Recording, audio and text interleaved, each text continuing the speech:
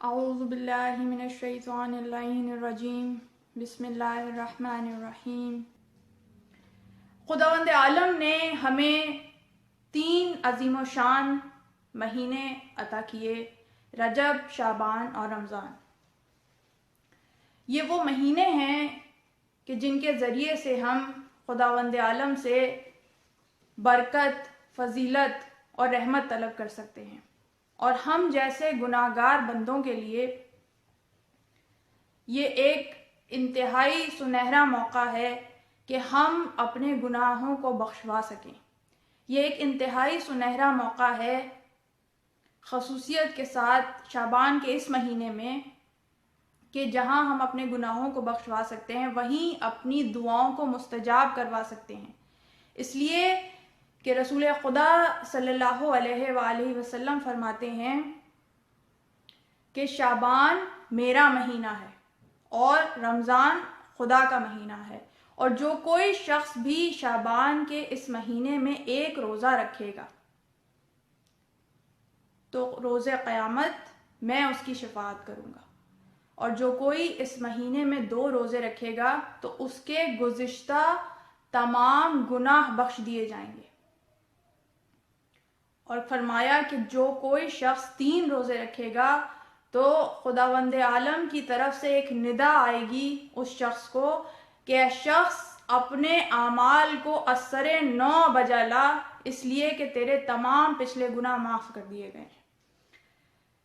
اور یہ وہ عظیم و شان مہینہ ہے کہ جس مہینے کے متعلق حضرت امام علی رضا علیہ السلام ارشاد فرماتے ہیں کہ اس مہینے میں صدقہ دو، چاہے وہ آدھا خرما ہی کیوں نہ ہو، اس لیے کہ جو شخص بھی اس مہینے میں صدقہ دے گا تو اس کے جسم کو خداوند عالم آتش جہنم پہ حرام قرار دے دے گا۔ اور اس کے علاوہ حضرت امام جعفر صادق علیہ السلام فرماتے ہیں کہ اس مہینے میں بہترین ذکر استغفار ہے، اس لیے کہ جو کوئی ایسا کرے گا کہ اس مہینے میں ہر روز 70 مرتبہ استغفار کرے تو گویا ایسا ہی ہے کہ جیسے اور مہینوں میں وہ 1000 مرتبہ استغفار بجا لا رہا ہے۔ اور بسند معتبر معصومین کی معتبر روایات کے مطابق اس طرح سے 70 مرتبہ روزانہ استغفار بجا لائیں ان الفاظ کے ساتھ کہ اس طرح سے استغفار بجا لائیں کہ استغفر اللہ ربی واتوب الیہ، اور اس کے علاوہ ایک سند معتبر کے مطابق ارشاد فرمایا کہ استغفر اللہ الذی لا الہ الا هو الرحمن الرحیم الحی القیوم واتوب الیہ۔ تو اس طرح سے استغفار بجا لانے کا بہت زیادہ اجر و ثواب ہے۔ اور اس کے بعد ہم یہ دیکھتے ہیں کہ 15 شعبان یعنی اس مہینے کا نصف، 15 شعبان کا دن اور 15 شعبان کی رات دونوں انتہائی متبرک ہیں۔ یہ رات اتنی متبرک رات ہے کہ شب قدر کے بعد اگر تمام راتوں پہ کسی رات کو فضیلت حاصل ہے تو یہ وہ 15 شعبان کی رات ہے۔ اور پاکستان میں جتنے سننے والے ہیں، جتنے دیکھنے والے ہیں، وہ یہ جانتے ہیں کہ اب جو سورج غروب ہوگا، آج کا سورج، اور جو رات طلوع ہوگی تو وہ رات طلوع فجر تک سلامتی کی رات ہے، وہ رات سلامتی کی رات ہے۔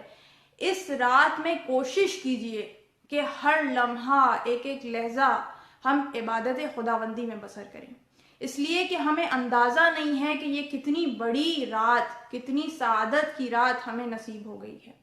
اس رات کے ذریعے سے ہم جہاں اپنے گناہ بخشوا سکتے ہیں، وہاں اپنی روزی کے لیے دعا کر سکتے ہیں، وہاں اپنی دعاؤں کو مستجاب کرا سکتے ہیں۔ اور اگر یہ رات کوئی انسان جاگ کے گزار لے، شب قدر اور یہ شب برات نہیں ہے، شب برات یعنی بری ہونے والی رات، گناہوں سے بری ہونے والی رات، توبہ کی رات، یہ 2 راتیں اگر کوئی شخص جاگ کے گزار لے، شب قدر اور شب برات، تو باقی تمام راتیں پورا سال وہ سو کے گزارے، اس کی قسمت جاگ جاتی ہے۔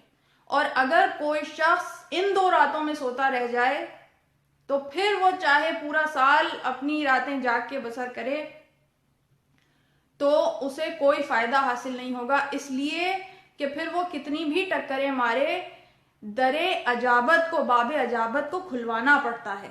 مگر آج کی رات وہ رات ہے کہ جس رات کو باب اجابت کھلا ہوا ہے۔ خداوند عالم ندا دے رہا ہے کہ ہے کوئی کہ جو استغفار کرے، ہے کوئی کہ جو استغفار کرے اور مجھ سے اپنے گناہوں کی بخشش طلب کرے کہ میں اس کے گناہوں کو بخشوں گا، اور ہے کوئی کہ جو روزی طلب کرے اور میں اس کی روزی میں اضافہ کروں گا۔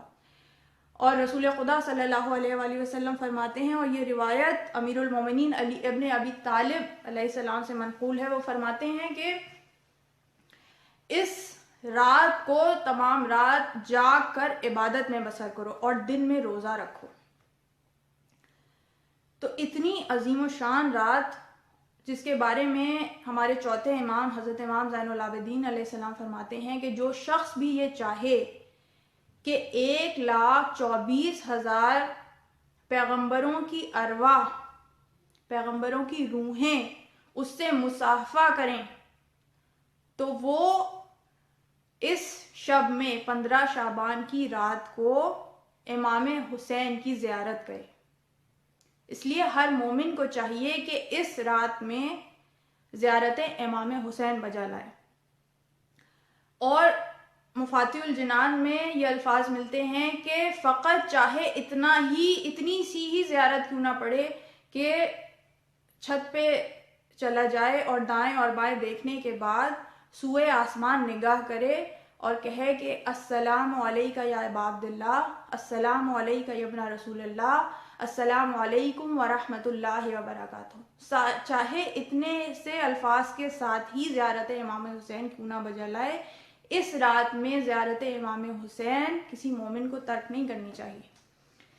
اور دیکھیے، یہ وہ رات ہے کہ جب یہ رات تمام ہوتی ہے طلوع فجر پہ، خداوند عالم نے اس رات کو ایک اور فضیلت بخشی، اور وہ فضیلت یہ ہے کہ اس رات کے تمام ہونے پہ طلوع فجر پہ ولی عصر صاحب آخر الزمان علیہ السلام ہمارے 12ویں امام کی ولادت ہے۔ کتنی عظیم و شان رات اور کتنا عظیم و شان دن، وہ دن کہ جو ہمارے امام سے منسوب ہے۔ اور دیکھیے، اب اس کا تذکرہ آ گیا کہ جس کا تذکرہ کرنا ہمارے لیے وجہ افتخار ہے، جس کا تذکرہ ہمیں دن و رات میں ہر وقت کرنا چاہیے، جسے ہر وقت یاد کرنا چاہیے، ہر لحظہ یاد کرنا چاہیے، اس لیے کہ وہ ہمارے وقت کا امام ہے، ہمارے وقت کا امام ہے۔ اور آپ یہ دیکھیے کہ روایات میں جب اس رات کا تذکرہ آتا ہے، جب ہم اعمال پہ نگاہ ڈالتے ہیں تو سب سے بہترین دعا جو اس رات میں پڑھنے کے لیے ہے وہ ہے دعائے کمیل۔ بہت مشہور دعا ہے، آپ سب نے دعائے کمیل کا نام سنا ہوگا، یقیناً مومنین نے پڑھی بھی ہوگی۔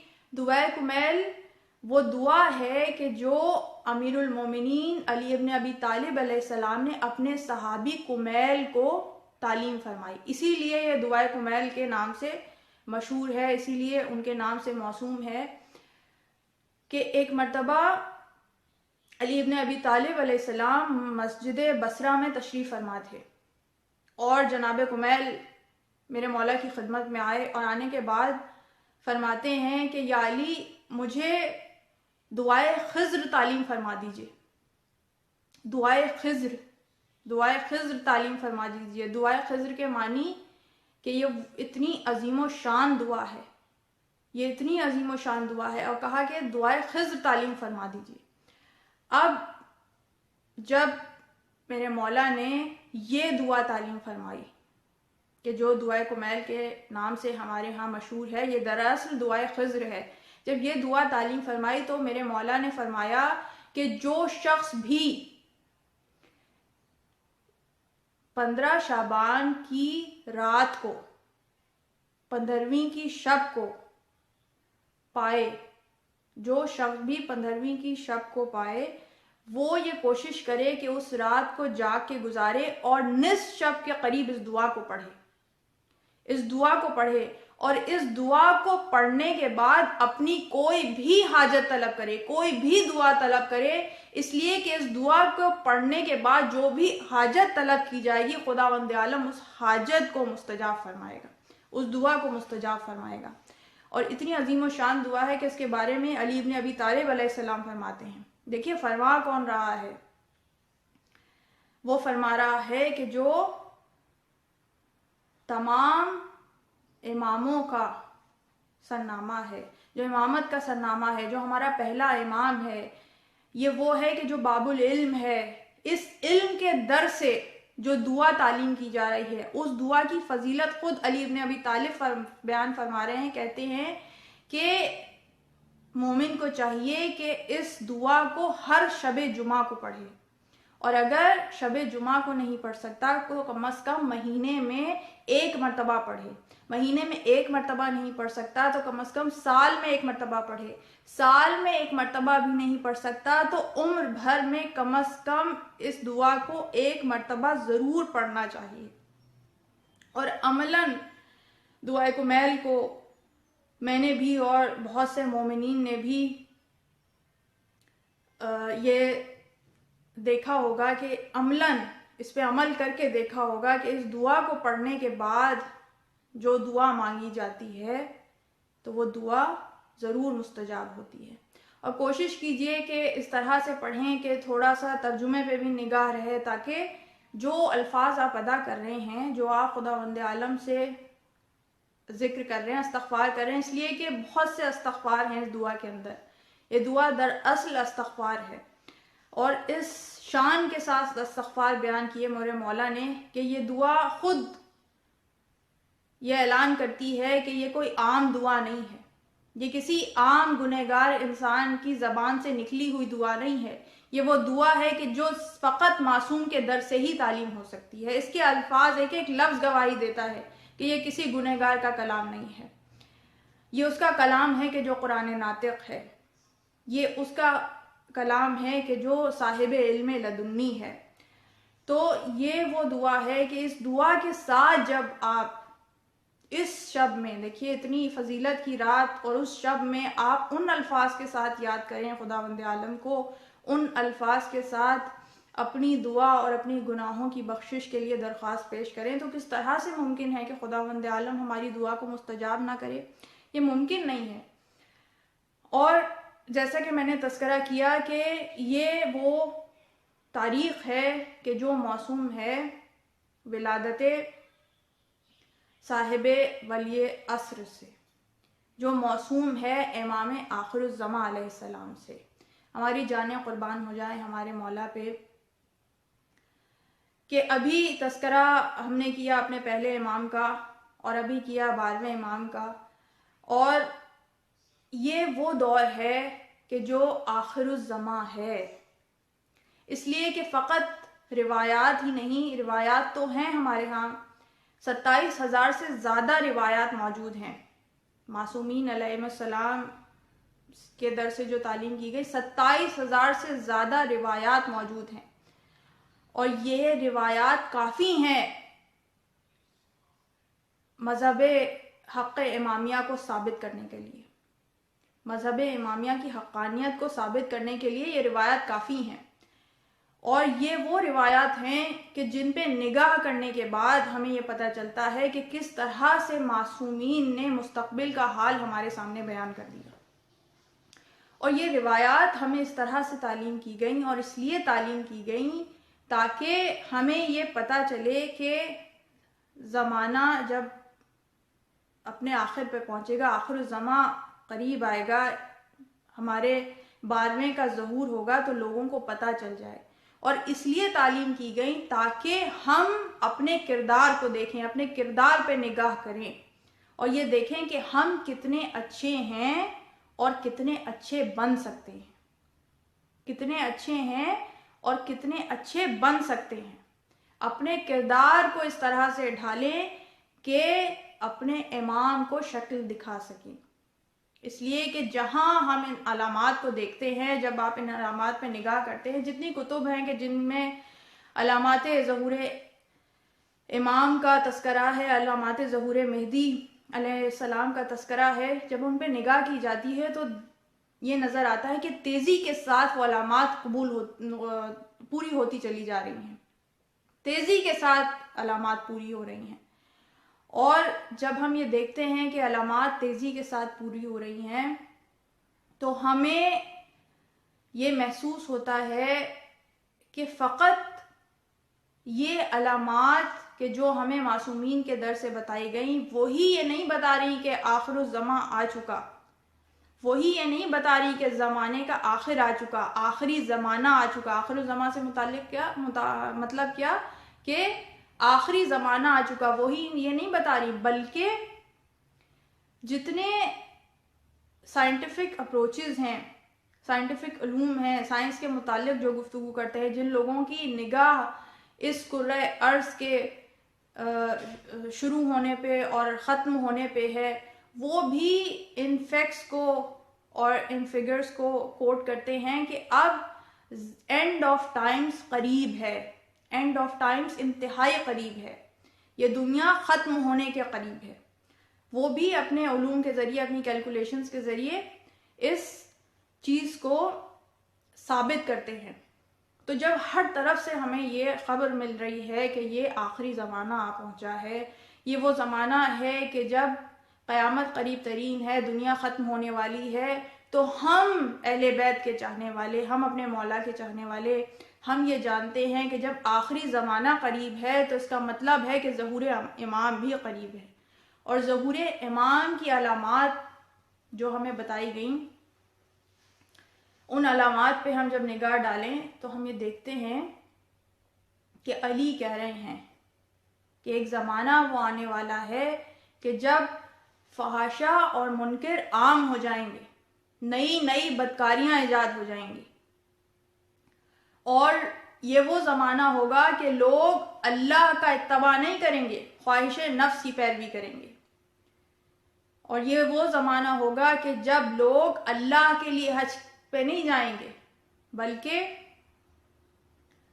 جو لوگ سرمایہ دار ہوں گے، امیر طبقے سے تعلق رکھتے ہوں گے، وہ جائیں گے تفریح کی غرض سے، اور جو متوسط طبقے کے لوگ ہوں گے وہ جائیں گے تجارت کی غرض سے، اور جو غریب ہوں گے وہ جائیں گے مانگ کے کھانے کے لیے. دیکھیے 1400 سال پہلے کوفے کے منبر سے میرے مولا نے یہ جملے کہے. آج ہمیں یہ باتیں پوری ہوتی ہوئی دکھائی دے رہی ہیں یا نہیں دے رہی ہیں؟ اور اس کے بعد میرے مولا فرماتے ہیں کہ ہمارا مہدی اس وقت ظہور کرے گا، ہمارا مہدی اس وقت ظہور کرے گا کہ جب لوگ اللہ کا اتباع چھوڑ دیں گے اور اپنی نمازوں کو ضائع کر دیں گے. اور یہ وہ وقت ہوگا کہ جب لوگوں کی توجہ آسمانوں کی طرف ہوگی، لوگ آسمانوں کی طرف سفر کرنے لگیں گے، اور نئے نئے قہوے کے مشروب ایجاد ہو جائیں گے. قہوے کے مشروب سے کیا مراد؟ نئے نئے ڈرنکس ایجاد ہو جائیں گے، نئے نئے چائے اور قہوے کے فلیورز ایجاد ہو جائیں گے، نئے نئے قہوے کے مشروب ایجاد ہو جائیں گے، اور لوگ بات بات میں ماں کی اور باپ کی گالیاں دیا کریں گے. اور جب تم اس وقت میں زندہ ہو کہ جب لوگوں کی توجہ آسمانوں کی طرف ہو، لوگ آسمانوں کی طرف سفر کرنے لگیں، تو تم یہ دیکھو گے کہ سال چھوٹا ہو کے ایک مہینے کے برابر ہو جائے گا، اور ایک مہینہ ایک ہفتے کے برابر ہو جائے گا، اور ایک ہفتہ ایک دن کے برابر ہو جائے گا. تو دیکھیے، کیا آج ہم یہ محسوس نہیں کرتے کہ سال کتنی تیزی سے آیا اور کتنی تیزی سے گزر گیا؟ کتنی تیزی سے آیا اور کتنی تیزی سے گزر گیا. کیا ہم آج یہ نہیں دیکھ رہے کہ کثرت اشغال نے ہمارے وقتوں پہ کیسے پہرے بٹھا دیے ہیں؟ ہر دوسرا شخص یہ شکایت کرتا ہوا دکھائی دیتا ہے کہ کتنی تیزی سے وقت گزرا چلا جا رہا ہے، کتنی تیزی سے دن گزرے چلے جا رہے ہیں. اور اس کے بعد میرے مولا فرماتے ہیں کہ یہ وہ وقت ہوگا کہ جب रुयत हिलाल में बड़े बड़े झगड़े होंगे। कोई कहेगा पहली का चांद है, कोई कहेगा दूसरी का चांद है। आज रुयत हिलाल में झगड़े पूरी दुनिया में नजर आते हैं। और उसके बाद मेरे मौला फरमाते हैं कि ये वो दौर होगा कि जब औरतें लिबास में होंगी मगर बेलिबास होंगी।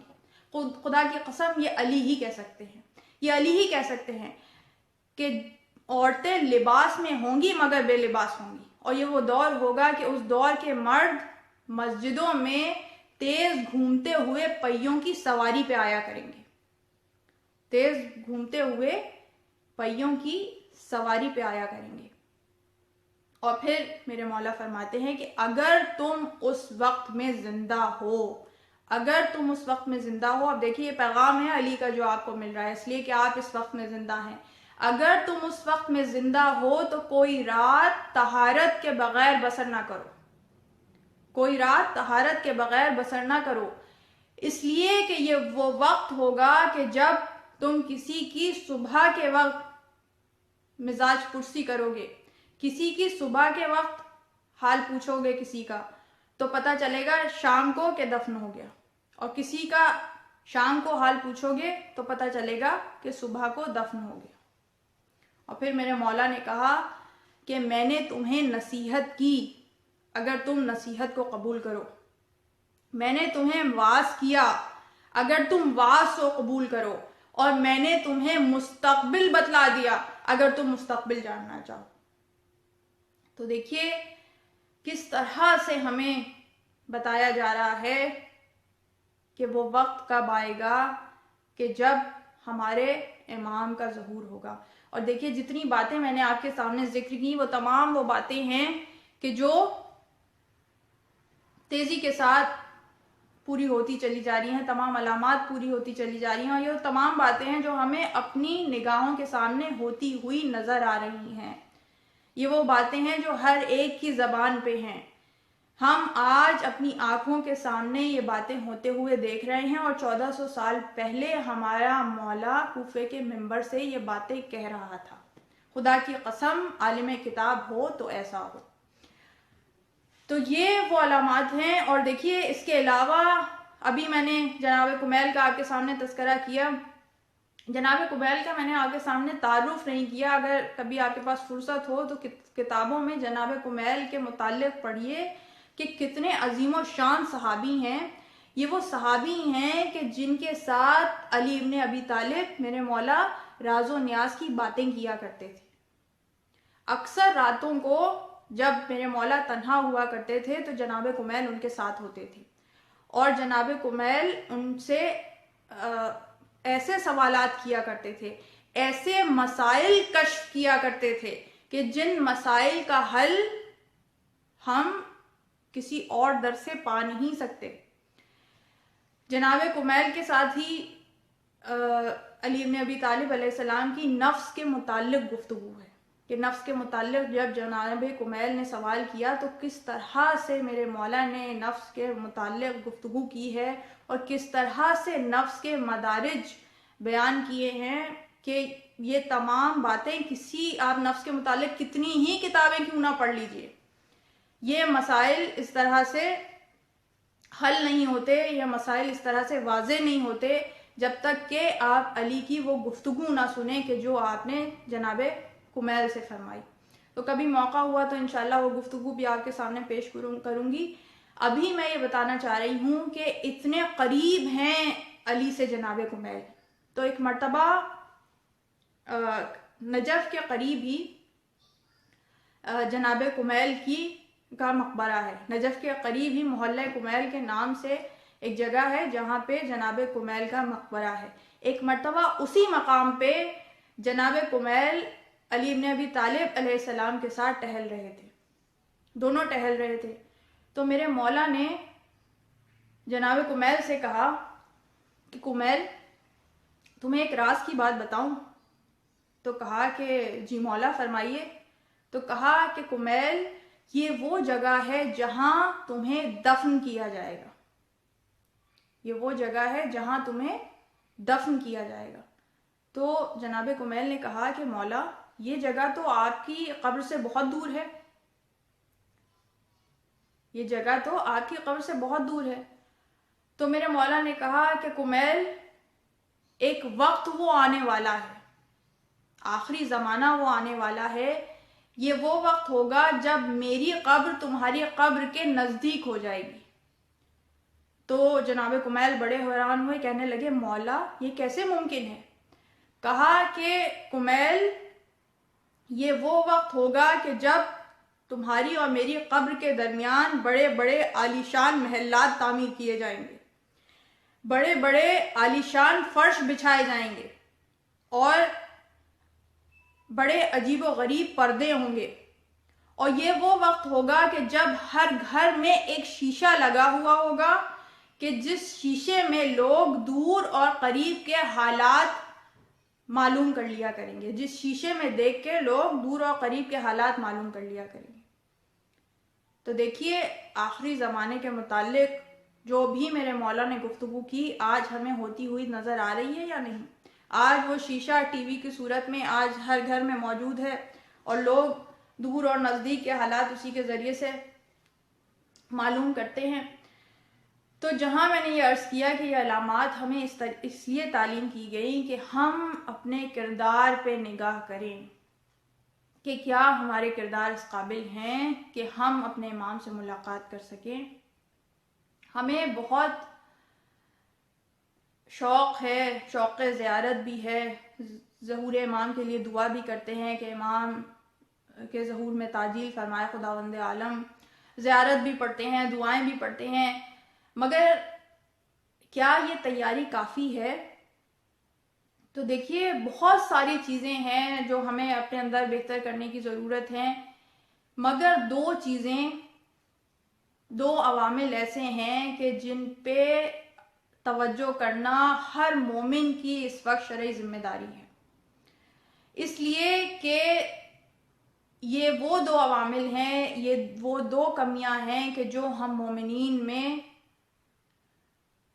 پائی جاتی ہیں مجموعی طور پہ، اور اگر ہم ان دو کمیوں کو دور کر لیں تو کوئی وجہ نہیں ہے کہ ہمارے مولا کے ظہور میں دیر ہو، اس لیے کہ ہمارے مولا تو تیار ہیں، مشکل یہ ہے کہ ہم تیار نہیں ہیں، ہم تیار نہیں ہیں۔ ہم کیسے تیار ہوں گے؟ تو بہت ساری چیزیں کردار سازی کے لیے، متقی بننے کے لیے پوری شریعت موجود ہے، پوری شریعت تو میں آپ کے سامنے بیان نہیں کروں گی، مگر دو ایسی چیزیں ہیں جو وقت کی اہم ترین ضروریات ہیں، اور جو دو کمیاں ایسی ہیں جو ہمارے اندر پائی جاتی ہیں۔ پہلی چیز ہے اول وقت نماز ادا کرنا، اس لیے کہ مجموعی طور پہ ہمارے ہاں نماز کو ہی اتنی اہمیت نہیں دی جاتی، اور کجا یہ کہ اسے اول وقت ادا کیا جائے۔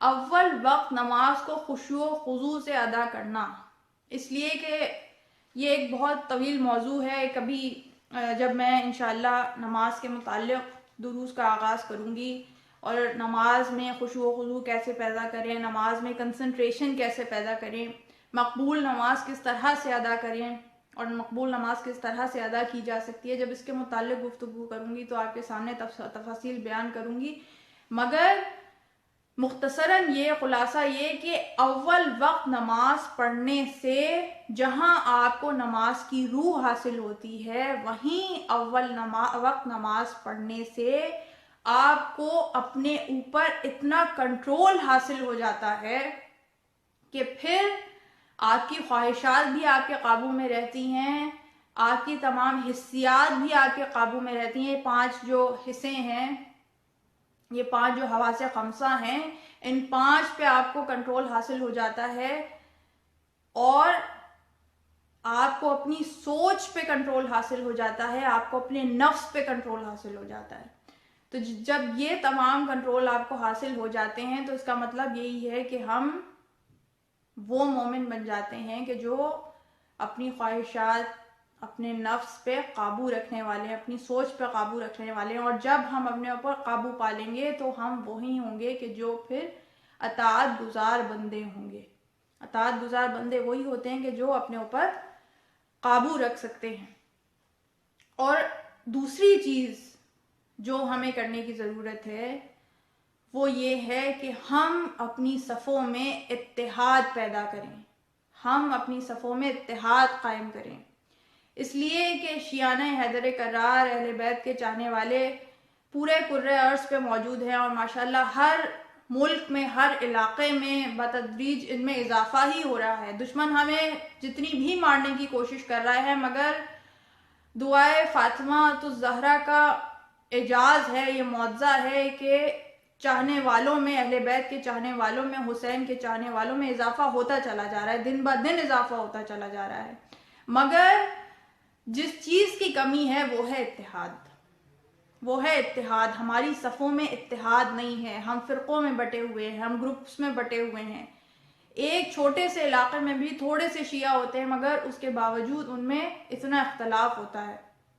اس اختلاف کو دور کرنے کی ضرورت ہے، اس لیے کہ جب ہمارے درمیان اتحاد ہوگا تو ہم اپنے امام کے ظہور کے لیے تیار ہوں گے۔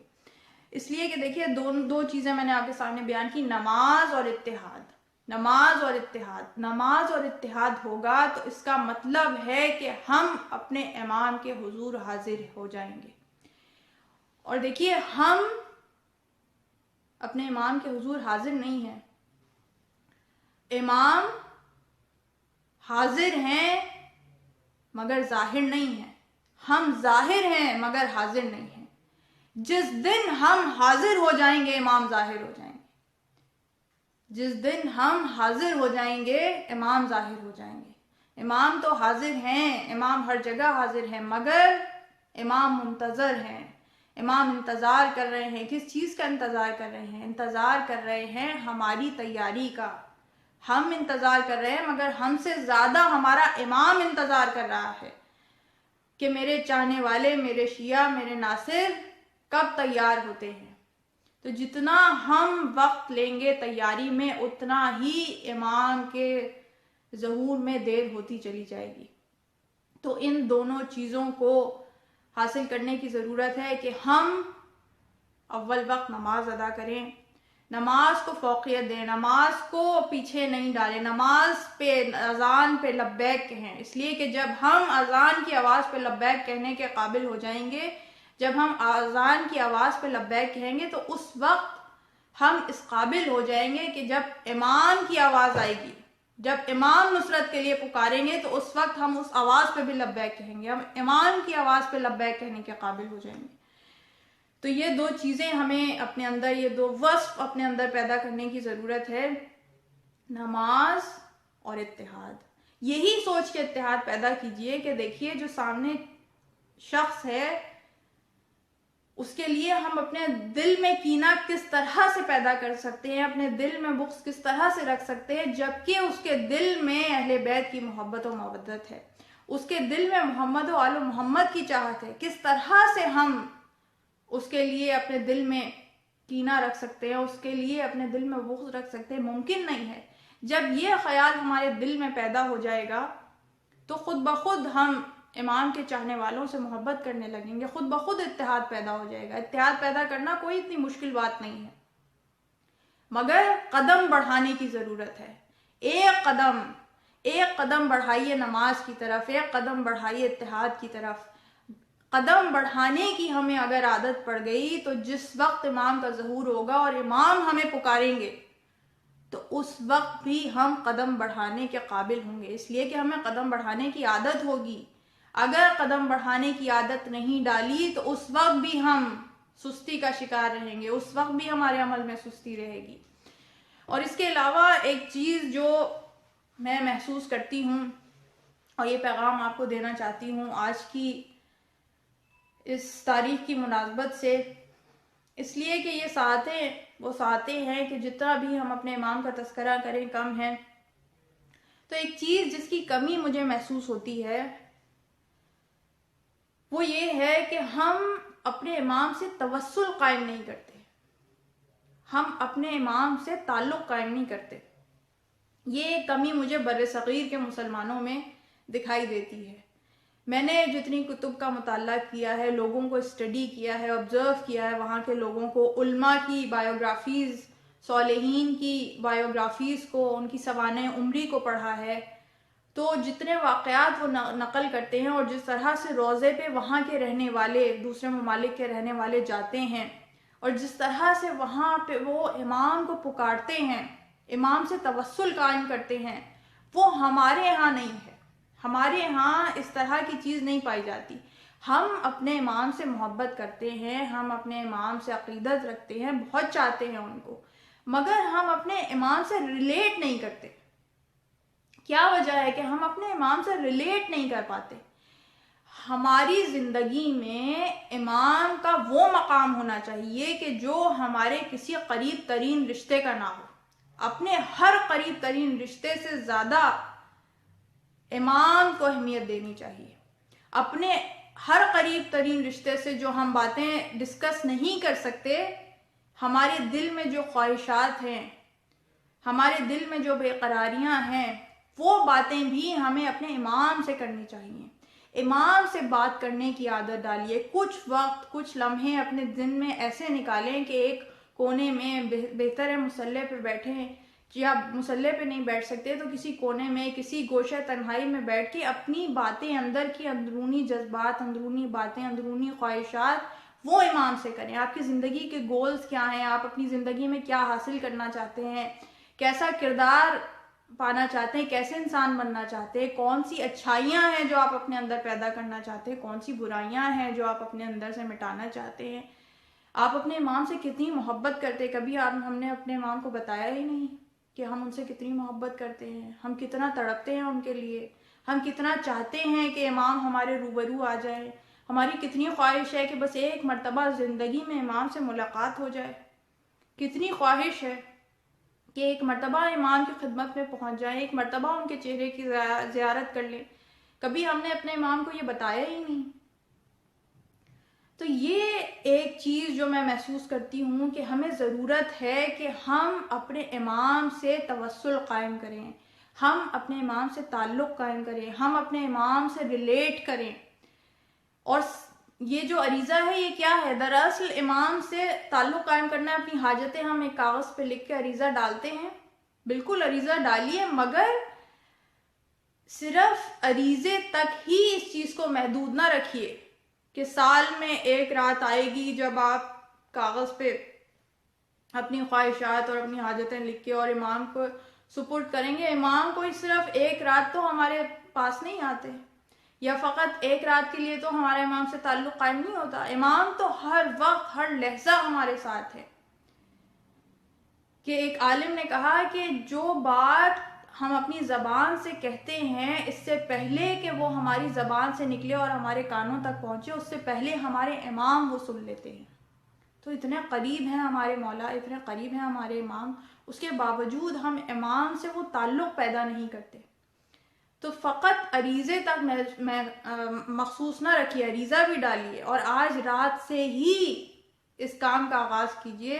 آج رات سے ہی اس کو اپنی عادت بنائیے کہ اپنے امام سے کچھ وقت کے لیے گفتگو کریں، اپنے امام سے کچھ وقت کے لیے خواہشات اپنی اور بے قراریاں اور بے چینیاں اور مسائل اور جو بھی آپ امام سے کہنا چاہتے ہیں وہ کہیں۔ جس طرح ایک بچہ جب اس کا دل دکھتا ہے، جب کوئی تکلیف پہنچتی ہے، اپنی ماں کی آغوش میں جا کے وہ رو رو کے اپنا حال دل بیان کرتا ہے، اس طرح سے ہمیں اپنے امام سے توسل قائم کرنا چاہیے، اس طرح سے امام کو پکارنا چاہیے۔ یہ انتہائی ضروری ہے۔ اور کسی نے سوال کر کے پوچھا بھی تھا کہ جو ٹینشن ہے آج کل کے دور میں، جو اعصابی تناؤ ہے، جو پریشانیاں ہیں، ان کے لیے کیا حل ہے؟ تو دیکھیے، یہ جو تھیراپی ہے یہ ایک تھیراپی کا درجہ رکھتی ہے، اور آپ آج کل کی سوسائٹیز میں یا ویسٹرن سوسائٹیز میں یا امریکہ، کینیڈا، ویسٹرن کنٹریز میں، آسٹریلیا میں، یہاں پہ دیکھیں لوگ تو میڈیٹیشن کے ذریعے تعلق قائم کرتے ہیں، اپنے اسٹریس کو باہر نکالتے ہیں، اپنی ذہنی جو دباؤ ہے اسے کم کرنے کی کوشش کرتے ہیں۔ ان چیزوں کے ذریعے، ان تھیراپیز کے ذریعے، سائیکیٹرسٹ کے پاس جاتے ہیں، کنسلٹنٹس کے پاس جاتے ہیں، کاؤنسلرز کے پاس جاتے ہیں اور اپنے سٹریس کو کم کرتے ہیں۔ ہمارے پاس تو سب سے بڑا کاؤنسلر موجود ہے، ہمارے پاس تو سب سے بڑا کنسلٹنٹ موجود ہے، ہمارے پاس تو وہ شخصیت موجود ہے کہ وہ ہر انسان کی سائیکالوجی کو سمجھنے والا ہے۔ اور اس کے پاس یہ طاقت بھی ہے، کسی سائیکائٹرسٹ کے پاس، کنسلٹنٹ کے پاس، کاؤنسلر کے پاس یہ طاقت نہیں ہوتی کہ ہم اس کے سامنے اپنی کوئی مشکل پیش کریں تو وہ اس مشکل کو حل کر سکے. یہ تو وہ شخصیت ہیں کہ جن کے پاس یہ طاقت بھی موجود ہے خداوند عالم کی طرف سے عطا کردہ. تو جب اتنا طاقتور کنسلٹنٹ، کاؤنسلر اور اتنی طاقتور شخصیت ہمارے پاس موجود ہے تو ہمیں کہیں اور جانے کی ضرورت کیا ہے؟ مسئلہ یہ ہے کہ ہم نے کبھی ان خطوط پہ سوچا نہیں، ہماری ان خطوط پہ تربیت نہیں ہوئی. ان ملکوں میں جہاں ہم یہ دیکھتے ہیں کہ لوگ اس طرح سے توسل قائم کرتے ہیں امام کے ساتھ، وہاں پہ چونکہ وہ روزے کے نزدیک رہتے ہیں، ان کے شب و روز وہاں پہ گزرتے ہیں، اپنے ماں باپ کو وہ اس طرح سے دیکھتے ہیں کہ وہ امام کے ساتھ اس طرح سے گفتگو کرتے ہیں. جب دل دکھتا ہے امام کو جا کے پکارتے، کوئی تکلیف پہنچاتا ہے روزے پہ پہنچتے اور امام سے جا کے عرض کرتے. اور یہی وجہ ہے کہ ہمیں اتنے واقعات ملتے ہیں وہاں پہ کہ امام سے ملاقات ہوئی، کوئی سے بھی امام ہو، 12 امام جتنے بھی ہیں ان کے جس کے بھی روزے کے نزدیک جو بھی لوگ رہتے ہیں وہاں کے امام سے توسل قائم کرتے ہیں. اور خوابوں میں آ کے ہمیں جبھی تواریخ میں اتنے اور کتابوں میں اتنے واقعات ملتے ہیں کہ جہاں علماء کے واقعات موجود ہیں کہ کس طرح سے ان کے خوابوں میں آ کے اور امام زیارت سے مشرف کرتے ہیں، وہ لوگ زیارت سے شرفیاب ہوتے ہیں اور امام ان کے مسائل کا حل خواب میں آ کے دیتے ہیں، ان کے زخموں پہ مرہم رکھتے ہیں، ان کی دلجوئی کرتے ہیں. تو وہ اسی طرح ہے کہ جب ان کا تعلق پیدا ہوتا ہے، ہم ایک اجنبی کی طرح امام سے محبت کرتے ہیں، ہمیں ایک اپنے کی طرح امام سے محبت کرنی چاہیے. اور جب ہم یہ چیزیں اپنے اندر پیدا کریں گے تو پھر فقط ہمیں عریضے کی ضرورت نہیں رہے گی. جب ہم اپنے لوح دل پہ امام سے ہونے والی گزارشات لکھیں گے تو ہمارے لوح دل پہ جو تحریر گزارشات ہیں وہ امام وہاں سے پڑھا کریں گے. اس لیے کہ دل سے جو بات نکلتی ہے اثر رکھتی ہے، پر نہیں طاقت پرواز مگر رکھتی ہے. تو جب ہمارے دل سے بات نکلے گی، جب ہم دل سے پکاریں گے اپنے امام کو، تو ممکن نہیں ہے کہ امام جواب نہ دیں، ممکن نہیں ہے کہ ہم اپنے امام کو پکاریں اور وہ ہمیں جواب نہ دیں. اور یہی وجہ ہے کہ ہمارے کرداروں میں وہ تبدیلی نظر نہیں آتی، اس لیے کہ ہمارا تعلق اتنا مضبوط نہیں ہے. جب ہمارا تعلق اتنا مضبوط ہو جائے گا تو ہمارے اندر وہ بے چینی پیدا ہوگی، اور اس بے چینی اور بے قراری کے نتیجے میں خود بخود ہم اپنے کردار کے اندر تبدیلی لائیں گے. اور جب ہم اپنے کردار کے اندر تبدیلی لائیں گے تو پھر جب ہم ظہور امام میں تعجیل کے لیے دعا کریں گے تو دعائیں مستجاب ہوں گی. اس لیے کہ اور قوموں میں ایسی عورتیں موجود ہیں، ایسی مائیں موجود ہیں کہ جو امام پہ اپنے باپ، بھائی، شوہروں کو قربان کرنے کے بعد بھی اپنے بچوں کو تیار کرتی ہیں امام کی راہ میں قربان کرنے کے لیے، حق کی راہ میں قربان کرنے کے لیے. جب ہم اس طرح سے امام سے متصل ہوں گے تو ہمارے ہاں بھی اس طرح کی مائیں پیدا ہوں گی، اور جب ہمارے ہاں اس طرح کی مائیں پیدا ہوں گی تو ہماری قوم اس قابل ہوگی کہ ہم دعا کریں گے تو امام کے ظہور میں تعجیل ہوگی. اس لیے کہ اور قوموں کی دعا کے نتیجے میں اگر امام کا ظہور ہو بھی جائے گا تو ہم کہاں پہ سٹینڈ کرتے ہیں، ہمارا کیا مقام ہوگا؟ کیا ہم ناصران امام میں شمار ہو سکیں گے؟ جب ان کی دعا کے نتیجے میں امام کا ظہور ہوگا تو وہی ناصران امام بھی ہوں گے. تو ہمیں اس قابل بنانا ہے خود کو، اپنی قوم کو، اپنے بچوں کو، کہ وہ امام سے اس طرح سے متصل ہوں، اس طرح سے پکاریں اور اپنے کردار کو اس طرح سے پروان چڑھائیں، اپنے کردار کو بھی، اپنے بچوں کے کردار کو بھی، تاکہ ہم ناصران امام میں شمار ہو سکیں. وآخر دعوانا ان الحمد للہ رب العالمین.